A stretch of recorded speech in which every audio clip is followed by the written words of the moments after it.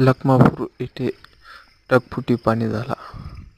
भयंकर शेतकऱ्यांची नुकसान तुम्ही पाहू शकताय. कसं टरबूजच्या वेली वरती करणं चालू आहे. शेतकऱ्याची एवढी 1.5 महिन्याची पाणीमध्ये मेहनत नाही जायला पाहिजे. त्याच्यामुळं एवढं भारी टरबूजचं वेल पळवलेलं आहे माणसानं. फुल बी चालू आहे. एवढं भयंकर पाणी, रात्री बी फुल पाणी चाललं आणि दिवसाही फुल पाणी चालू आहे. सगळं पाणी बाहेर काढलं. 3 तासानंतर मेहनतला कुठंतरी जाऊन फळ भेटलं शेतकऱ्याला. आणि पुरं पाणी बाहेर निघाल्यानंतर कुठंतरी थोडं हवावलं. डाळिंबमध्ये, टमाट्यामध्ये फुल पाणी होतं.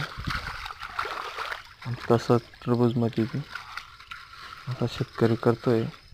इथलं शेतकऱ्याचे नुकसान आहे.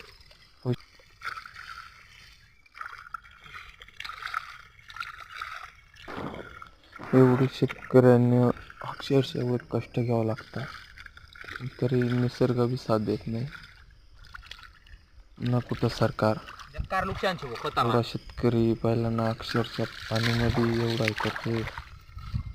त्याच्याच आत्म्याला माहिती. त्याचे एवढे 20-30 हजार खर्च करतात.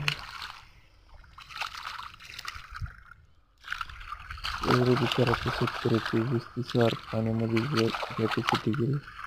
शेतकऱ्यांना करावं काय? विचार शेतकऱ्यात पहिलं पुढे भारी किती मेहनत करते. आणि माझी सुद्धा खाली फुल काटा, जनावर काटे कुठे इकडे उतरत काहीच घाबरत नाही. तरी शेतकरी बिगर चप्पलचा काम करते. हा शेतकरी खरं मानावर करते. थोडं पाणी माणूस उगामी म्हणता शेतकरी पोशिंदा. आणि मीडियाला बी काही दिसत नाही कष्ट, शेतकऱ्यांचे कष्ट. आता कुठे गेली मीडिया, कुठे गेली सरकार? होऊ शकतं आपण किती कष्ट करते थोडं पाण्याची. शेतकऱ्याची नोकरी व्हायला पाहिजे. त्यांना पीक विमा तरी घेतला पाहिजे. एवढी माझी नम्र होती जयसिरा. एवढंच माझी सध्या बोलण्याची ताकद नाही राहिली. पाहता शेतकऱ्यांनी कष्ट पाणी चालली पहिलं.